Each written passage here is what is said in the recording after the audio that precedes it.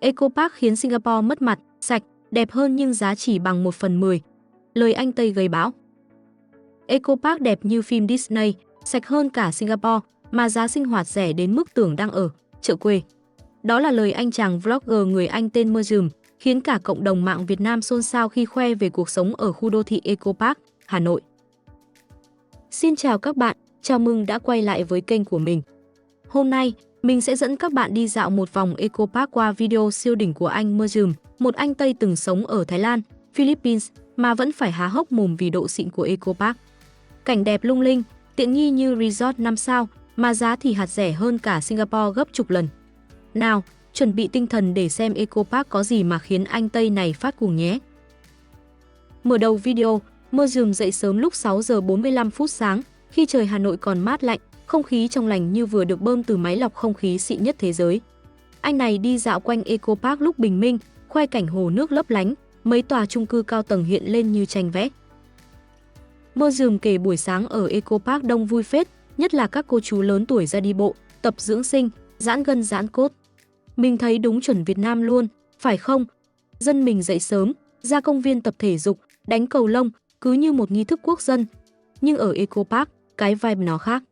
Không phải kiểu công viên ồn ào, đông nghịt như ở trung tâm Hà Nội, mà yên bình, xanh mướt, như kiểu bạn đang sống trong một khu nghỉ dưỡng hạng sang. Merjum bảo không khí buổi sáng ở đây crisp, mát mẻ, trong lành, hít một hơi là thấy cả thế giới tươi mới, đúng kiểu sạc pin cho cả ngày.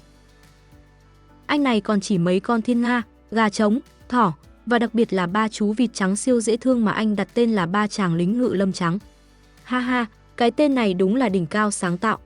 Merjum bảo mấy chú vịt này lúc nào cũng dính nhau như keo, như hội bạn thân đi ăn buffet không rời nửa bước. Mình xem mà cười xỉu, vì mấy con vật ở Eco Park sống sướng thật, được thả tự do, ăn uống đầy đủ, cứ như cư dân VIP của khu đô thị này. Thậm chí, anh còn phát hiện mấy con gà trống leo cây, làm mình tưởng tượng cảnh mấy chú gà tổ chức hội nghị trên cành, đúng là hài hước. Nói về cảnh đẹp, Merjum đúng là mê tít Eco Park. Anh khoe hồ Thiên Nga, Swan Lake với mấy bến thuyền nhỏ xinh, có kayak và thuyền sợi thủy tinh lượn lờ để đảm bảo an toàn. Hồ nước trong veo, xung quanh là cây xanh, hoa cỏ, nhìn cứ như bước vào phim hoạt hình Disney, kiểu công chúa đứng bên hồ chờ hoàng tử cưỡi bạch mã. Merjum bảo mấy bến thuyền nhô ra mặt nước là chỗ lý tưởng để trải thảm yoga, tập thể dục hay đơn giản là ngồi thiền, ngắm cảnh. Anh này còn để ý mấy cây bồ công anh Việt Nam, khác với bồ công anh tròn xoe ở Anh, ở đây nó thẳng đuột, nhìn lạ mắt. Nhưng anh cũng hơi tiếc vì hoa đang tàn dần, chắc không phải mùa nở rộ. Mình thấy cách Merjum để ý mấy chi tiết nhỏ nhỏ như thế này dễ thương ghê, như kiểu một anh Tây yêu thiên nhiên, yêu cả từng cành cây ngọn cỏ ở Eco Park. Anh còn khoe mấy con thỏ đang gặm cỏ buổi sáng, nhìn mà muốn chạy ra vuốt ve liền. Đặc biệt, Merjum khoe một cái nhà trên cây gần hồ, nhìn như bước ra từ truyện cổ tích. Mình xem mà chỉ muốn leo lên đó, ngồi đọc sách, ngắm cảnh hoặc tổ chức một buổi picnic với bạn bè.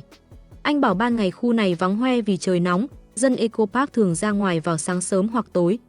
Nhưng ban đêm, cả khu sáng rực lên nhờ đèn dưới gốc dừa và cột đèn đường, đẹp lung linh như phim Hollywood. Anh còn nhấn mạnh Eco Park sạch hơn cả Singapore, cả khu gần như không có rác, chỉ thấy đúng một chai nhựa trong hồ, mà anh bảo đó là lần đầu tiên anh thấy rác ở đây. So với Singapore, nơi mà sạch đến mức bạn có thể lăn ra đất mà không sợ bẩn, Eco Park đúng là không hề thua kém, mà giá sinh hoạt thì rẻ hơn cả chục lần.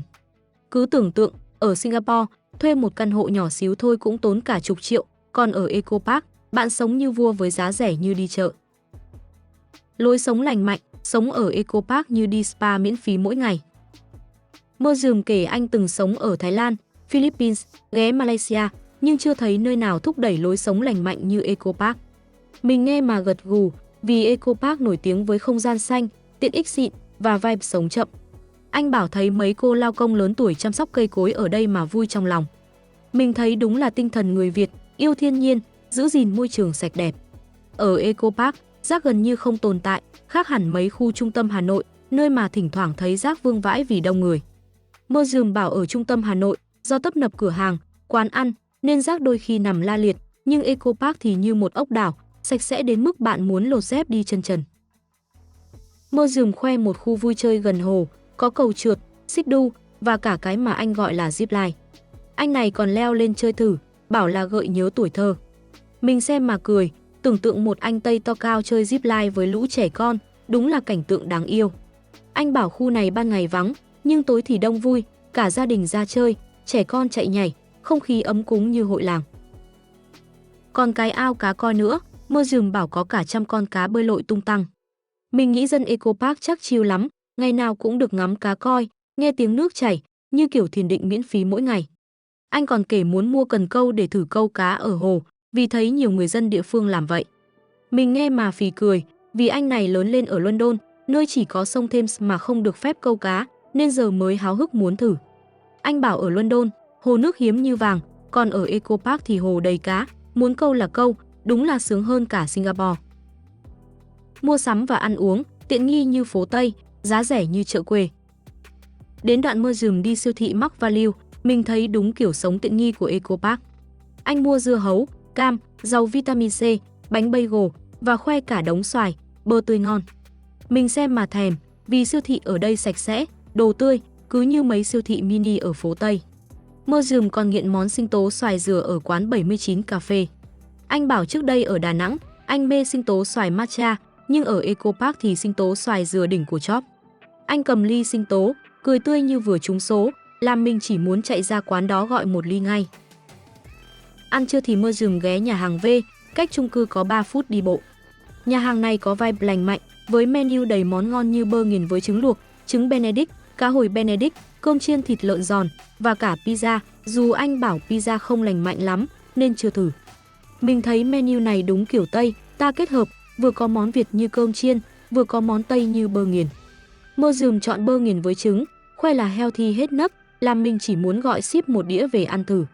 So với Singapore, nơi mà một bữa ăn lành mạnh kiểu này có thể tốn cả triệu đồng, ở Eco Park giá rẻ hơn cả chục lần, mà chất lượng thì không thua kém. Đúng là ăn ngon, sống khỏe, mà ví tiền vẫn rủng rỉnh. Căn hộ Eco Park, sống như vua, giá rẻ giật mình. Điểm nhấn của video là căn hộ Mơ Dùm đang ở. Anh khoe căn hộ mới toanh, thuộc loại xịn nhất trong Eco Park, với tiện nghi như bồn tắm, phòng xông hơi, sauna và không gian thư giãn đúng chuẩn spa. Anh kể vừa xông hơi 30 phút, vừa ngâm bồn tắm nước đá, cold plunge với 4 túi đá, 5 kg một túi, tổng cộng 60.000 Việt Nam đồng, chưa tới 25 đô la Mỹ. Mình nghe mà choáng, vì ở Hà Nội, mua được đống đá đó với giá rẻ vậy là hời quá trời.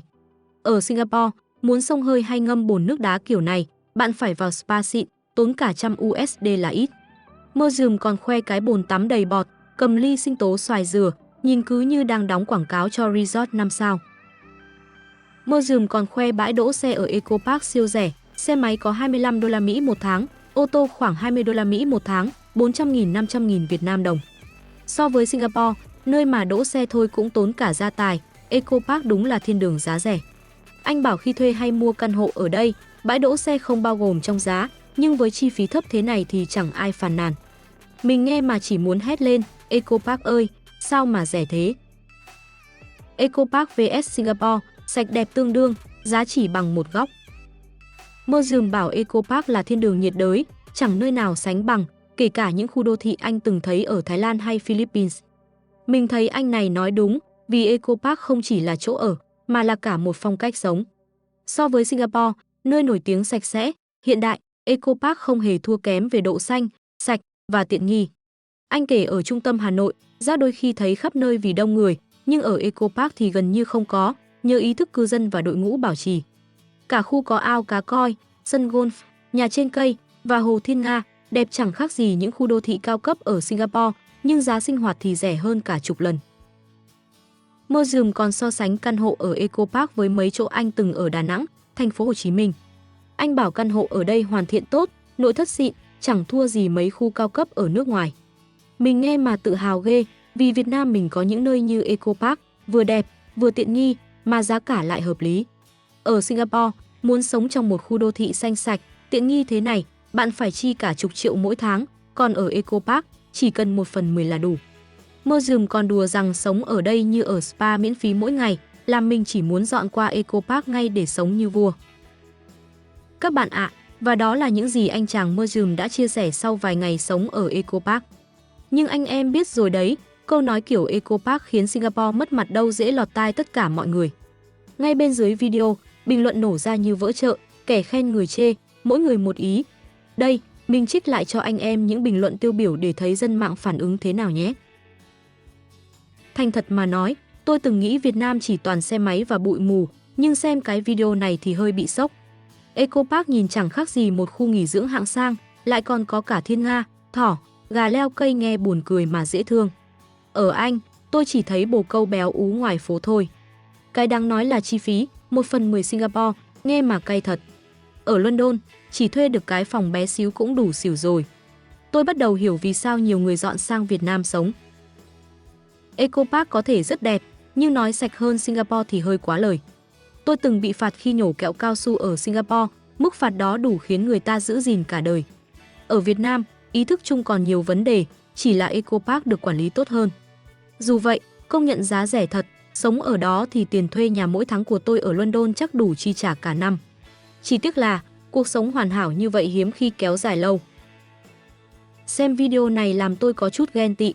Anh chàng kia ngồi ngâm bồn tắm, nhâm nhi sinh tố xoài dừa, còn tôi thì sáng nào cũng chen chúc tàu điện, uống cà phê nguội ngắt. Tôi không tin Eco Park hoàn toàn sạch như người ta nói, nhưng tôi tin vào cảm giác thoải mái mà nó mang lại.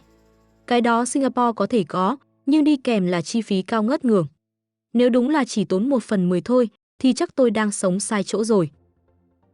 Ở Anh, chúng tôi hay tự hào về công viên xanh và khu ngoại ô yên bình. Nhưng nhìn Eco Park, tôi phải thừa nhận trông nó còn đi vào lòng người hơn. Hồ nước, thiên nga, đèn đêm lung linh, nghe như bước ra từ phim Disney. Nhưng mà này, hãy chờ xem nó duy trì được bao lâu.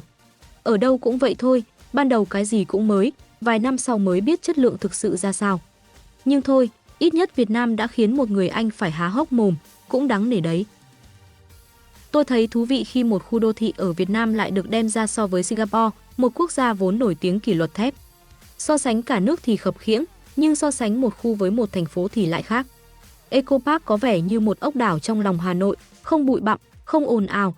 Nếu đúng như thế thì quả là đáng sống. Ở Anh, muốn có vibe này thì chắc phải chi một đống tiền mua nhà ngoại ô, mà giá thì khỏi bàn. Công nhận ông Tây kia biết cách nói để gây bão. Singapore mất mặt, nghe thôi đã thấy nặng lời rồi.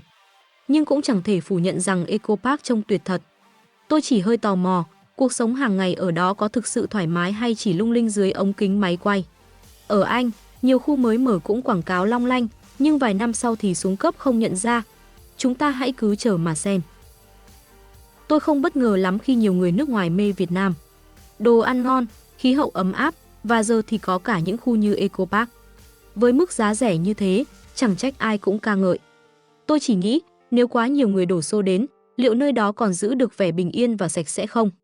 Ở Anh, bất kỳ chỗ nào viral cũng nhanh chóng trở nên đông đúc và ồn ào.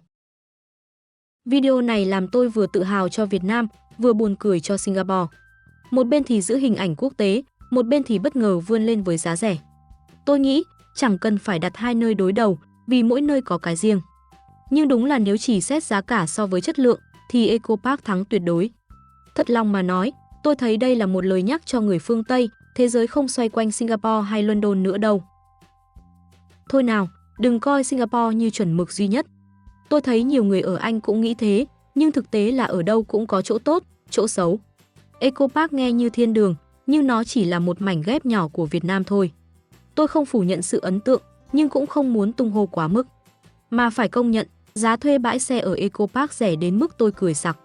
Ở London, chỉ đỗ xe thôi đã đủ mua vé máy bay sang Việt Nam rồi. Các bạn thân mến, và đó chính là Eco Park, một ốc đảo xanh ngay giữa lòng Hà Nội, nơi một anh chàng người Anh từng đi khắp Thái Lan, Philippines, Singapore mà vẫn phải sốc nặng, thốt lên rằng Singapore mất mặt thật rồi, vì Eco Park sạch đẹp hơn mà chi phí chỉ bằng 1/10. Câu nói ấy không chỉ làm dậy sóng cộng đồng mạng, mà còn khiến người Việt chúng ta có quyền ngẩng cao đầu tự hào. Bởi lẽ, Eco Park không đơn thuần là một khu đô thị. Nó là minh chứng rằng Việt Nam hoàn toàn có thể tạo nên những chuẩn mực sống xanh, sạch, đẹp, hiện đại và đáng mơ ước chẳng kém gì các quốc gia hàng đầu. Ở đó có cảnh quan lung linh như phim Disney, có lối sống lành mạnh như một spa miễn phí, có sự tiện nghi quốc tế nhưng giá cả lại dễ thở đến khó tin. Dĩ nhiên, như nhiều bình luận đã nói, hãy để thời gian trả lời liệu Eco Park có duy trì mãi sự hoàn hảo này không. Nhưng có một điều chắc chắn, khoảnh khắc một người Anh so sánh Eco Park với Singapore và thừa nhận Việt Nam đang vượt ngoài mong đợi, đã đủ để chúng ta thấy vị thế mới của đất nước mình. Vậy bạn nghĩ sao? Liệu Eco Park có thực sự khiến Singapore phải mất mặt? Hay đây chỉ là một lời khen quá tay của anh Tây?